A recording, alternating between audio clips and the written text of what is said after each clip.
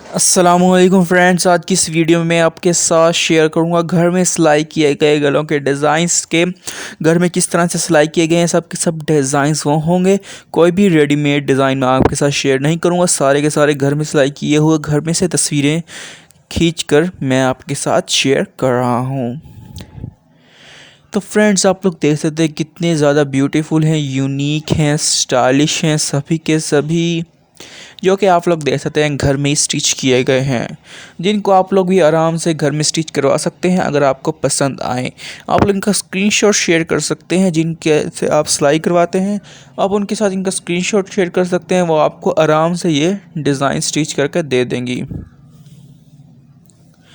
तो फ्रेंड्स, अगर आप मेरे इस यूट्यूब चैनल पर नए हैं तो चैनल को लाजमी से सब्सक्राइब कर दो और बेल आइकन को भी लाजमी से प्रेस कर दे, ताकि जब भी मैं कोई न्यू वीडियो अपलोड करूं तो आपके पास फ़ौरन से नोटिफिकेशन आ जाए और आप सबसे पहले मेरी वीडियोस को देख लें।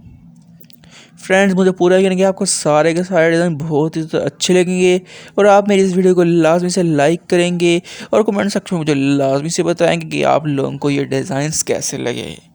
तो फ्रेंड्स, मिलते हैं नेक्स्ट वीडियो में। जब तक के लिए अल्लाह हाफिज़। चैनल को सब्सक्राइब करना और शेयर करना बिल्कुल भूलिएगा। Thanks for watching.